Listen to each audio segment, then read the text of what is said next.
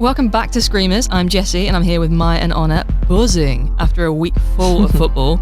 This week we're chatting about the first leg of the Champions League quarterfinals, the latest WSL matchups, and we have a few more listener questions to dig into. So should we get started? Let's go. Should we kick off with some of the big midweek fixtures? Road to Lisbon's back on. Back on, Maya. And we have the first legs of the Champions League quarterfinals, including part 2, I think, of the Chelsea City eternal matchup. But apologies, Maya. I think we should get started with Arsenal's 2-0 defeat to Real Madrid. Yeah, is the road back on? The road has been temporarily diverted, maybe. We'll touch on it later, but I'm just going to put it down to the pitch. Okay, because Arsenal were famously the only person playing on that pitch. I don't think you can put that on. I think we were trying to move the ball really fast. That's like how we've been trying to play recently, and it wasn't coming off. Yeah. I think it's down to us that we didn't then switch our tactics to something that worked. We just kept trying to do that. The ball was really slow. Yeah. We were like making a lot of incomplete passes. It just wasn't coming together. It kind of felt like also Arsenal really faded in the second half. Like there was just no imagination or creativity. It was very much, struggling to That's keep on funny. the ball. I actually felt like the first half we just looked so, I don't know, it just didn't look like we were trying. And then as soon as Caitlin Ford came on, I thought we came alive a little bit. And I think she should have started actually, but it was just a bit too little too late. And yeah, a Leah Williamson assist to Linda Caicedo. It was a great assist. Fantastic assist. You cannot be making those mistakes when you have you cannot let her one-on-one with the goalie. That is just not something you can let Linda Caicedo do. That was my main takeaway from that game, to be honest, was how good, not that it's news to anybody, but how good Linda Caicedo is. And she does make defenders have to be like on it every single moment, every single second, because she's always on her toes and ready to go. So if you do make an error, totally. Leah just has a brain fart, and I don't really know what she's trying to do, to be honest. But yeah, once that happens, she's gone, she's through, she's beaten Zinsberger quite and easily. Caroline Weir with 2 assists, like those 2 players kind of tore us apart, just between those 2, which is not really good enough if we're trying to win any kind of silverware this season. It's always a delight to see Kaz Weir again, and I wish we could see her on like the international stage as well. Come on, Scotland. But what really struck me was how everyone was filthy, sliding all over the place, and yet Olga Carmona, pristine white kit. I know. You could really tell who'd been putting in the graft in that game. I'm just saying, you had a very visible show of effort there, and it was not showing for some of them. Also quite frustrating that the second goal was scored by, after Olga Carmona, possibly the second most irritating player at Real Madrid. Yeah. No, I think she's the first most irritating. Oh, okay. I think maybe I'm letting my personal grudge. I'm an Athenea hater. Yeah. Athenea hater. My grudge about Carmona, I think, is blinding me. It wasn't a particularly great goal. No, I honestly think Zinsberger could have done better. Yeah.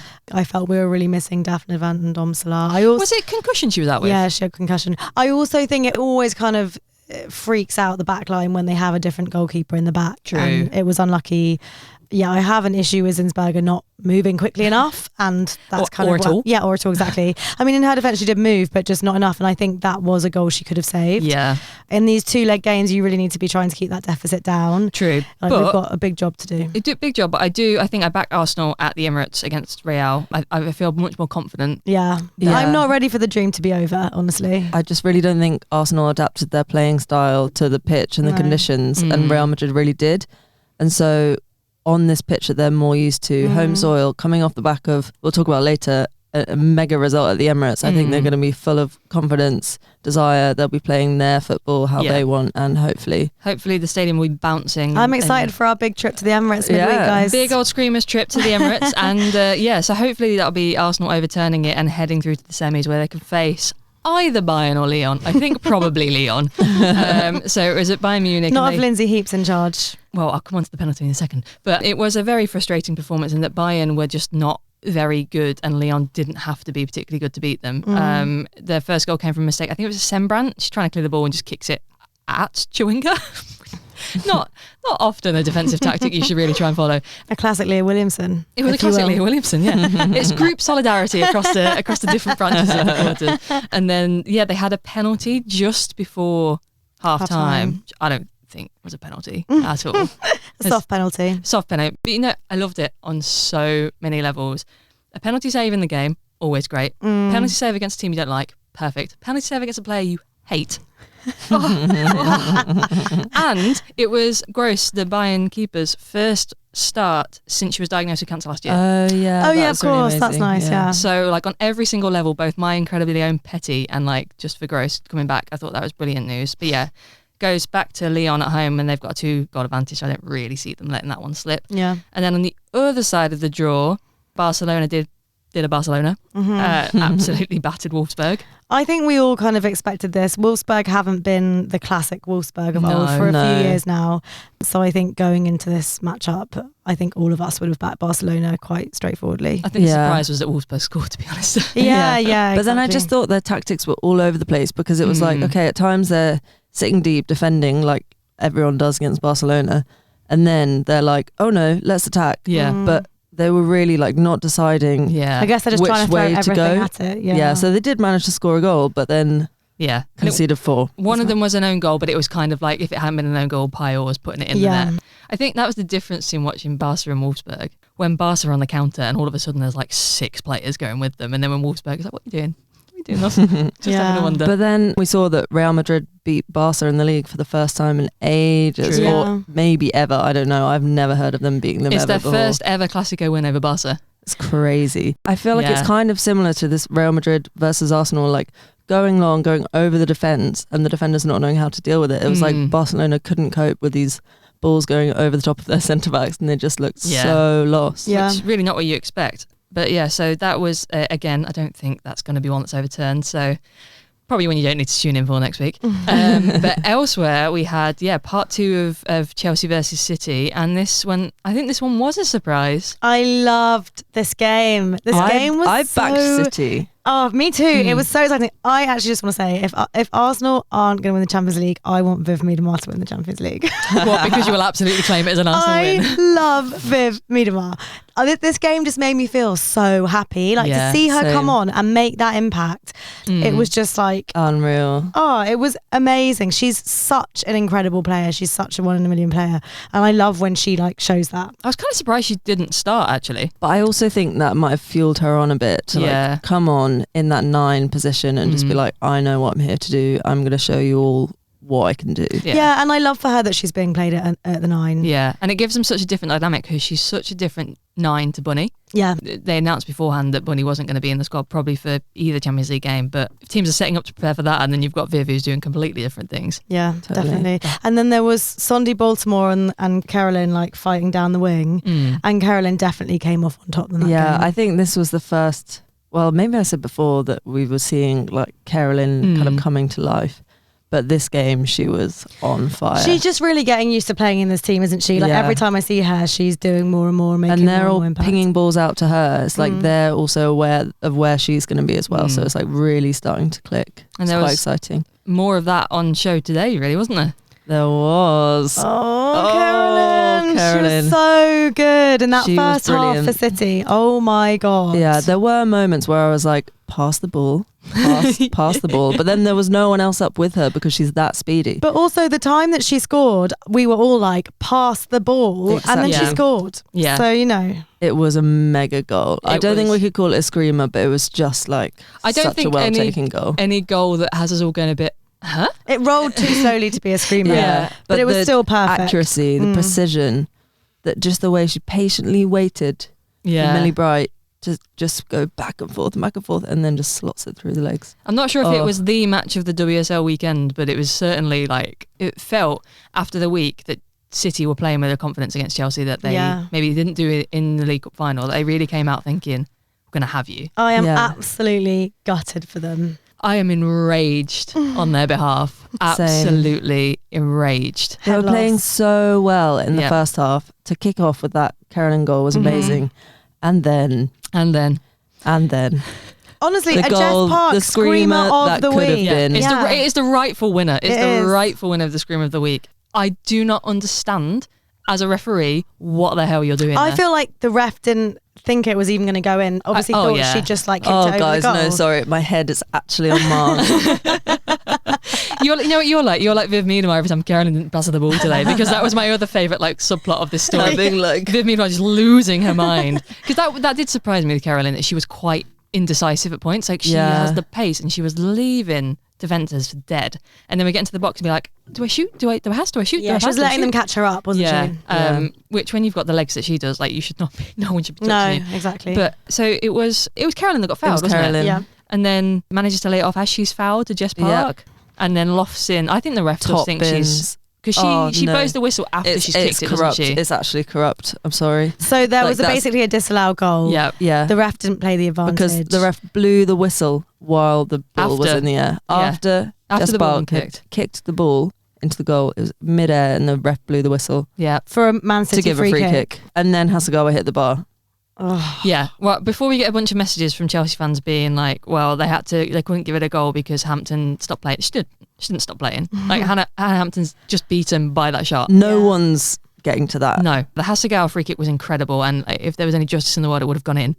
But I think that really threw City because they didn't look the same team in the second half. They really didn't. Chelsea really had them in the second half, not because they'd necessarily changed their tactics. I was thinking either Chelsea are going to come out thinking, okay, we've had this lucky escape, let's make the most of it, or City are going to come out thinking this injustice has been done on a rampage. On a rampage, and seemed like Chelsea managed to get the edge over. Chelsea did Chelsea things.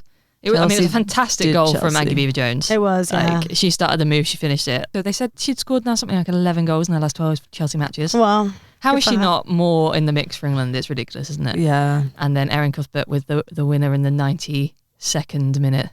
Classic Chelsea. Classic Chelsea. I do have a soft spot for Chelsea, but the injustice of Jess Park's disallowed goal has just I'm too annoyed. City right now. Yeah. I love City. I love Nick Cushing. I'm into it. I'm City all the way. Champions League. They're going to win the thing. Elsewhere in the WSL, so it's no longer, I think, a coincidence that we keep recording during United games. We are once again missing a United game. Apologies, United fans. I know you would love our insights and analysis. Another match that has wrapped up as we are recording. It's wrapping up right now, 89 minutes.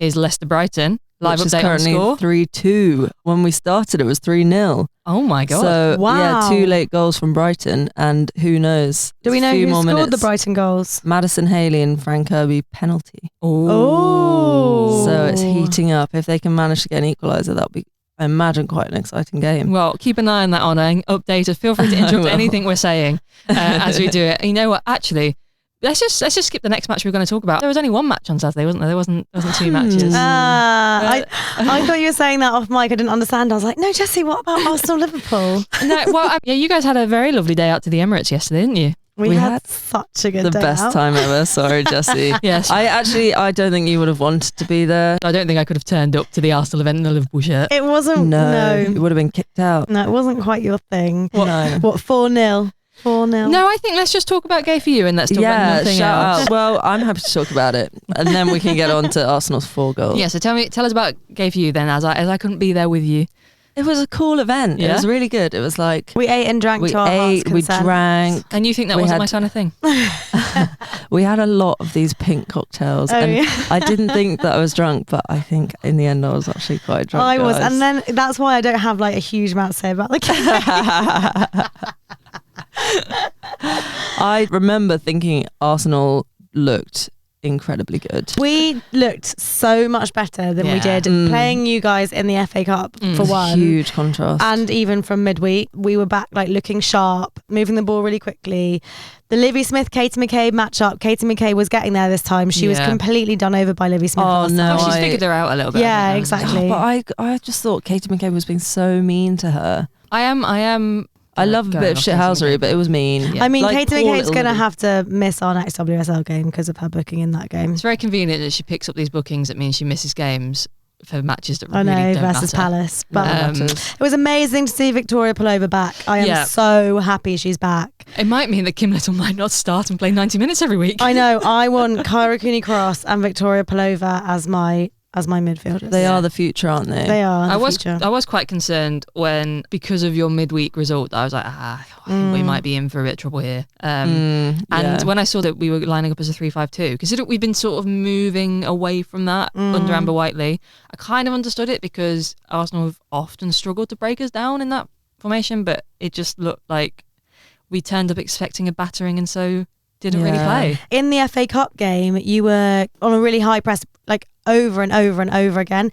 Liverpool just didn't look confident going forward at all. No. Speaking of high presses, the other game yesterday was Everton versus Crystal Palace. I think it was one we thought that maybe Palace might pick a point up in and help their fight against relegation. But Everton... Honour's top signing. Yeah, Kelly Gargo. And she's really coming through for my fantasy football, guys. I had her captained, 26 points. Oh, that bloody is... hell. I don't even want to look at mine because I don't know. But Kelly, Gargo was brilliant. Sarah Holmgard was incredible. And my mum had Sarah Holmgard, so the Wixers are running away with it. Cleaning up. You must have won 2 in the league. But yeah, the high press was, I think Palace could take a leaf out of there, but I think a lot of teams could take a leaf out of Everton's book, actually. The way they press as a team, even like in the 93rd minute when the game's gone. I'm happy it's coming together for them, Yeah, that when it works, it works. Brian Sorensen ball. Yeah. Also, they look way better playing out from the back than they did at the start of the season. Yeah, so this is a massive relief for Villa as well. Yeah, well, it does let the pressure off them a little bit, but you know, there's still many games to go in the season. And then I think the real highlight of the weekend, if the stunning smile on that side of the table didn't go by, is West Ham defeating Spurs 2-0. What a game, guys. It could have been 4-0, honestly. What a game. Yeah, West Ham had so many chances. Yeah. I've been saying this. I don't know if ever anyone's been listening, but West Ham are actually amazing. No, I listened when you said West Ham are getting good again. Actually amazing might be taking a little bit. It was Spurs, let's be honest. It was Spurs, and we do love to play Spurs, actually, especially in probably the past year or so. I just think the January signings, Verena Hanshaw, what a player. She was so good, so solid in defence, and then getting up the pitch, putting that ball in, which led to a goal from the deflection. West Ham was so speedy on the break. What is Skinner putting in their Lucasades? Yeah. Because they're just like so attacking, so speedy, like getting on the pitch with numbers, intensity. Yeah. Genuinely, over the last few weeks, I have felt really excited to watch their next season because it really feels like finally they're building. Please, and like don't let all the best players leave. Yeah, every single one of them looked up for it in a way that like Spurs just didn't. I think Gorry got player of the match in the end, but I think Vivasey would have been in with a shout. Yeah, I think Gorry was like just completely running the midfield as she can do. I think Vivi, Asai, Pavi and Martinez were all so crucial. Can't wait to see Martinez's sort of like composure, decision making just evolve a little bit more, because then I think it'd be really dangerous. Yeah, exactly, definitely. But that's not the only joy you've had this weekend, is it, Honor? No, it's not. There's more joy. But big weekend for Honor. It's a massive weekend. So yesterday was the Women's National League Cup final, which was Nottingham Forest versus Stoke City, and Forest won 3-1. Forest in the cup have had 6 wins, scored 19 goals, conceded only 2, had 4 clean sheets. And they're magic, and they're unbeaten in the league as well. So they're just having a killer season. Congrats. And they had a good FA Cup run. It's all coming up for the Wicks clan, isn't it? Yeah. I really, really, really hope that they can get the promotion. Right, it's time for our Screamers of the Week, guys. Congratulations to last week's winner, Honor. Runaway winner. Thank you. Yeah, I was in need of a point, so it was a good win for me. We are going to do a score update, we think, on episode 15, so hold tight for that. So, Screamer of the Week, we're going to all pick our favourite goal from the world of women's football. Who wants to go first? Honor, since you won? Yeah, if I could, I would have picked Jess Park's disallowed goal. It's the rightful winner this week. It is the rightful winner. But instead, I'm going to revisit Nottingham Forest and pick Charlie Welling's goal. It was just a great shot from distance. Maybe the keeper could have done better, but we've got to showcase the Women's National League. True. So I'll be putting that video out for everyone to see and appreciate. I thought you were going to pick SAE.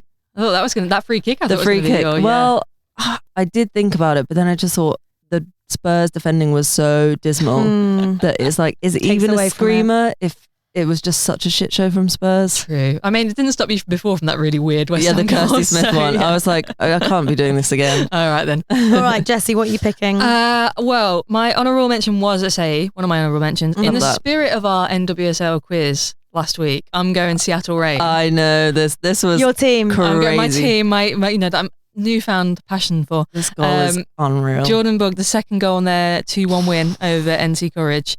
my favourite bit of it was like, it was incredible. So it came from like a bit of turnover quite high up the pitch. And then she hits it from the edge of the box. It goes top bins. Like the keeper has no chance. It's not even the edge of the box. It's like nearly the halfway line. Yeah, it was insane. Just like came kind of, it was almost like she didn't really realise where she was. Looked up and thought, why not? And then the comms is clearly not really paying attention to what's happening because it shoots and it's in the net before the comm goes, oh my God, what a goal! Like really captured the mood. So yeah, I thought that was absolutely fantastic. So that's my pick for the week. What about you, Maya? Well, I can't decide which should be my honourable mention and which should be my screamer. I think I'm going to go honourable mention Mariona Caldente yesterday with a gorgeous curl into the top left corner. It was beautiful, but there was not a chance in hell I was going to pick that. No, I guess not. Which, by the way, not to rub it in, meant that Arsenal became the first side in WSL history to score at least 4 goals in 6 successive home games. Do you want me to go? 6 successive home games. Yeah. Jesus. I know, yeah. Now it makes me think it should be my screamer. But my screamer is also from the NWSL. Oh. 2 big screamers in the Bay FC versus Racing Louisville game. One from centre-back Joelle Anderson. Oh, we love a centre-back goal. I know, I thought you'd like that. I actually thought you might pick it, which was like a rebound from a free kick. Really lovely goal. But my pick is Carly Lima, who snatches a ball kind of quite high up the pitch and runs it all the way down. And yeah, absolute screamer at the end. Great run. I love that we've become so NWSL coded. I know. Well, it's because they provide. Yeah, they give us the screamers. They do. Most of the goals that happen in the NWSL are screamers. Yeah. It's just it's just the style of play. Do you reckon they get like fans over there get bored of it? They just think that's normal now. Yeah, I know. They must come here and be like, why is it rolling in? Yeah, bring them to like a really crap 1-1 draw in November where everyone's just like come see what football is. Like, yeah. Spurs Leicester with 1 own goal. Oh, we can't punish them like that. Football's growing over there. Let's not kill it before it's done. Okay, so those are our picks this week. So from Honor we have Charlie Wellings. From Jessie we have Jordan Bug. And from me we have Carly Lima. We'll put them up on Instagram and you can vote on Instagram and Spotify. So we've had a couple of messages from listeners this week with some topics, some questions that they would like us to cover. We're going to do a little bit of a grab bag of issues for part 2 and tick a few of them off. So first up, we alluded to it earlier, but we had a lot of people messaging us about the state of that pitch for Real Madrid versus Arsenal. We'd had it the week before with the League Cup final. This was like, if you can imagine it, 10 times worse. A quick succession has just made it like even more apparent. As the game went on, the pitch became more and more brown. Yeah. It was actually insane. It was the fact that you were having Real Madrid players. I mean, it was a bold choice of them to look at that pitch and think, yeah, we'll stick to the all-white kit. Absolutely. They were like sodden and it was like, it was awful. But it's not just bad because it stopped everybody playing the game that they wanted to. Because it's dangerous. It's so dangerous. So dangerous. There was a moment where I think it was the first or second half, where Caicedo is in the box and clean tackle wasn't a pen at all. I think it might have been Emily Fox. But then the way her foot goes out from underneath it because it's slippy and like I saw her knee twist and I was like, oh my God, that's so easy to lose And then control. Melanie Leupolz has actually torn a ligament from a non-contact injury because her studs got caught in the mud and her leg just twists. Like that is the classic ACL. Yeah. And she's only just back from a knee injury as well, isn't she? It's absolutely awful. Also, I just think it's so disgusting from a club that was kind of boasting in January about being the first club to earn over $1 billion in profit to have your women's team playing on a pitch like that when your men's state-of-the-art stadium is sitting empty on a men's international break. It's actually beggars belief. I hear what the owner said as well of Real Madrid.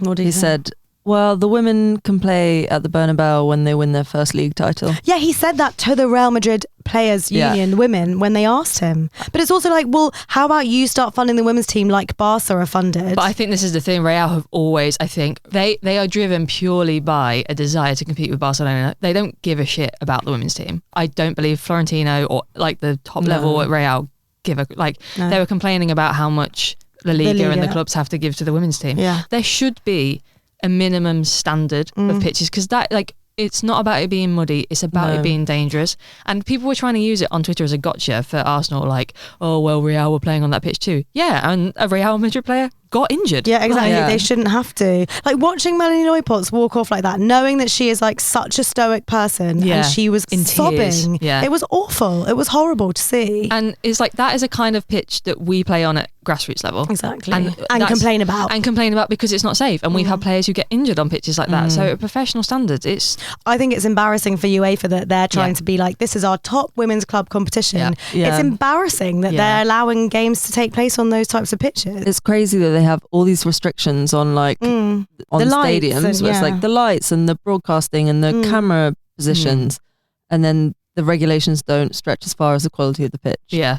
This feels like the most concerted sort of outcry against it as well, because I feel like in the past when there's been games played on bad pitches, they've either not been like as high profile, like in the later stages of a big club competition, or it's been mainly people who watch women's football week in, week out, who've been like, this is shit, but no one's really paying attention. Whereas this was like, I think a lot of people tuning in because it was Arsenal, who maybe wouldn't normally, because the men were on an international break. Like it had maybe more of an audience than it usually does. And people like Ian Wright, who always talks the talk for the women's game, called it a fucking disgrace, which it was. I wonder if there will be like, not that I think Real will care, but I wonder if people at UEFA will start to be like, okay, we need to be mandating something. Exactly. Yeah. I genuinely think the fact that a player got injured simply because of how awful the pitch was should immediately make them think, okay, something has got to change here. Yeah. And the second question we've had is about specifically Mackenzie Whitman, who became the youngest person to start in an NWSL game. I think it was last week at 14 years old. And so, I mean, firstly, that does sound extremely young. What were you doing at 14? Playing professional football? Honestly, can you imagine crazy. playing against Lucy Bronze at 14? Oh my God, you die. Like, I would have done. Honestly. I still would. That's insane. 14 years old. Well, it's interesting because they used to have really strict lower age limits in the NWSL, and in 2022 they were actually the oldest league, so their average age was 27.1. That's interesting. And it was my fantasy NWSL defender Olivia Moultrie who took them to court when she was 15 because she wanted to play professionally in the NWSL, and her argument was that they kind of have the monopoly on the professional women's game in America, and she won. So it's sort of down to her. I did see somebody on Twitter saying that Moultrie's so mid that her parents should ask for that money back. They asked for a refund on the lawsuit. Do you reckon it was older because they had the draft system, so players stayed through university? I think so, yeah. It was so that they had that feeder, I think. But they don't have academies, do they? Which I think we have that is like the one hallmark that really separates football, not just in the UK, but in Europe from the American game, is the academy system. Like there's nothing like that there.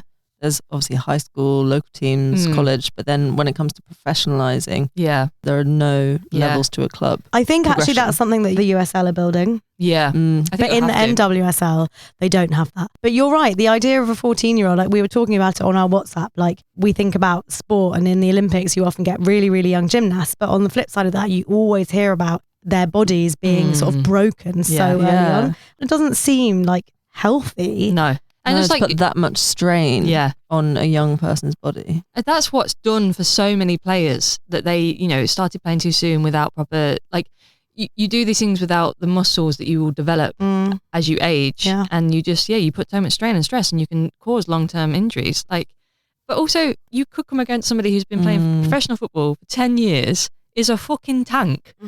And what's going to happen if you go for... I mean, I know children are elastic, but like you're not going to bounce back from that. And I also think like mentally and emotionally as a 14-year-old, like you're not built to kind of deal with... Like look at someone like Hannah Hampton, who last season on that run of losses for Chelsea really coped with it badly. And in the end, Zachira Musovic had to sort of take over because she wasn't really able to deal with that run of loss. Yeah. Imagine if she had been 14. No, it's ridiculous. Yeah. I think as well it's massively like a safeguarding thing, because a lot of academies and these rules, it's like you can't have certain age groups of players. That's why it's separated, because of safeguarding. Yeah. And when you take that away, it's like, okay, what extra measures are you going to put in place to protect these young players? Especially with how many issues there have been around coaching and toxic environments and abuse in the NWSL. It's crazy. Yeah. Like we have that. Like we have really quite strict age limits over here. I think they're discussed more so in the men's game, but like I think you have to be 16 to play in either. You definitely have to be 16 to play in the Premier League. And then it's been a big talking point this year for Arsenal men, the fact that one of the players who's under 18, he has to use a separate changing room. He can't get changed around the players. Like, what are they doing to make sure that these 14-year-olds are safe?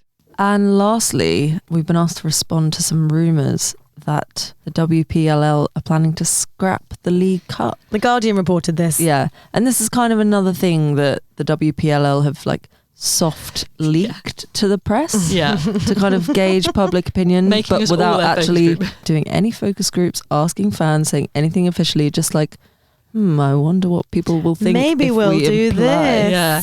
What do you think? Oh, overwhelming rage. We won't do that one then.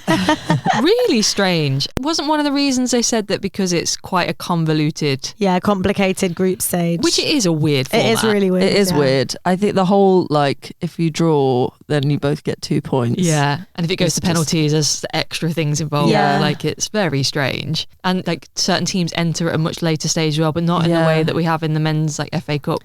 It's just... No, the Champions League teams come in like, what? You can win the Women's League Cup if you're a Champions League team by only winning 3 matches. Yeah. That's ridiculous. Ridiculous. But at the same time, I wouldn't necessarily get rid of it. No. I wouldn't. I think it's a fun competition. Well, of course you do. Yeah, sorry, actually, just to clarify, if we get rid of it, do we have to take it off the Wikipedia page? Just want to know. Just want to know. If you get rid of the League Cup, honestly, Arsenal are not winning anything. Well, they ain't bloody winning the League Cup this season, will they? But I think it will be as the pyramid grows. I think maybe they just need to make the League Cup more like a cup and not like a weird round robin tournament. Yeah, exactly. Why is that not what they've said? Also, Subway must be sitting there thinking, sorry, what? Yeah, exactly. Well, they've got a multi-year deal with Subway, so it's like... Maybe they'd have to offer them something else. The Subway Women's Championship coming to you. 25-26 season. I think Barclays would have something to say about that. Well, I wait to see what other change they're considering when it pops up in the Guardian in the next few days. But thanks to everyone who sent us in sort of topics to have a chat about. It was fun to hear what you want us to cover. So yeah, send us any topics, any takes you disagree with and have strong thoughts about, any questions you've got, anything you'd like us to cover. We love to hear it. So looking forward to a flood of messages after this record. So guys, shall we check in with the Woso Community Noticeboard? Let's do it. Who's got something this week? I've got something that feels like a recurring thing because it was an exact same situation as in the Women's World Cup. Apparently, England women are once again in dispute with the FA over their bonuses. Oh my God. Which is the thing that I think during the World Cup they were still negotiating on it, like during the tournament. And then they had to decide to put a freeze on the negotiations. I was on just like catching up with news last night and it dropped yesterday that they are still in talks over payments for Euro 2025, that the FA has made an initial offer, but it's so much lower than what all the other teams are. Apparently Spain got 250,000 euros each for winning the World Cup. Our player bonuses were 55,000 for winning the Euros each.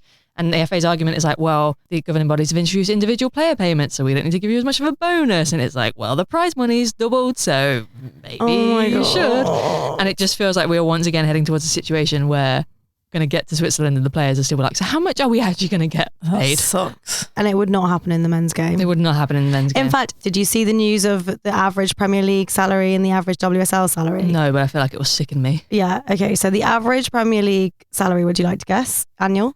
Annual? Oh, God. A lot of them get like, what, 50 grand a week, don't they? So what's that annually? 2 million a year? Honor? Just over $1 million a year. Okay, it's 3 million a year. Oh, fuck off. Okay, and then the average WSL annual salary? 50p? 47,000. Yeah. It's so unreal. Like, so that's probably, I mean, I don't know what if they said like the That's like median salary. 1.5% of what the men earn. The average salary is probably less than the vast majority of like the weekly salaries of Premier League. Yeah. That's, I mean... I know.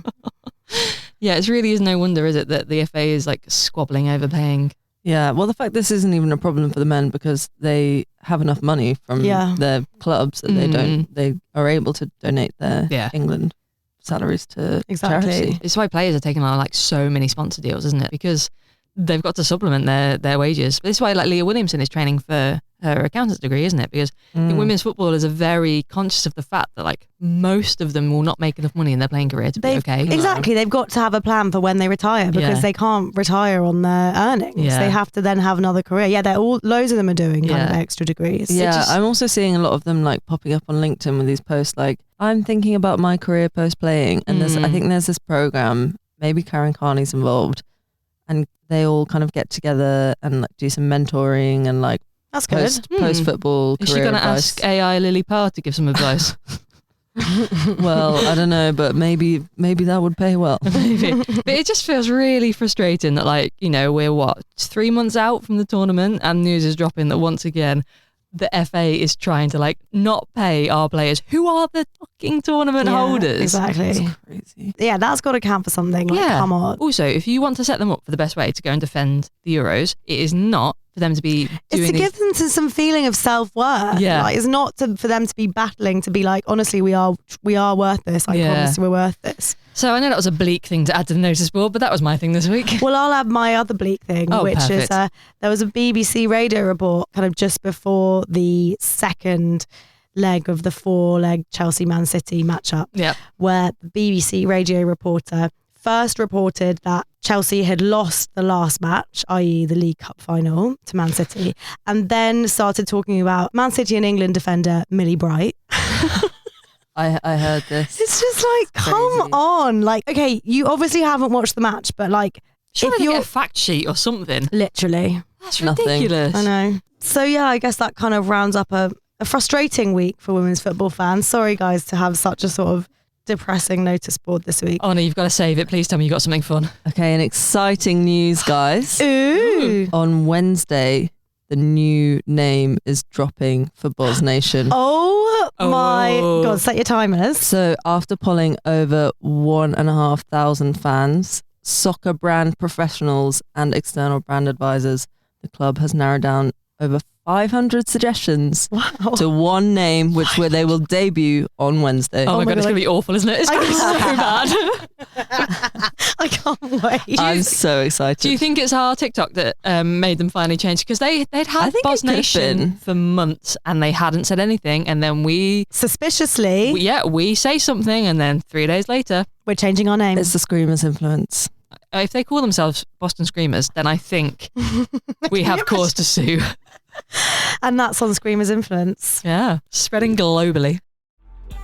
That's all we've got time for this week on Screamers, but join us next Tuesday for a reaction to the Champions League semi-finalists and a preview of the next Nations League fixtures. But until then, follow us on Instagram, TikTok and all the socials at @screamers_pod, or you can get in touch with us at screamerspod@gmail.com. We'd love to hear any topics from across the world of Woso that you want us to discuss. And don't forget to follow us on Spotify, Apple Podcasts and wherever you get your podcasts to be the first to know when a new episode drops. And if you listen somewhere you can leave a review, please do, as it really helps new listeners find us. Bye. Bye. Bye-bye.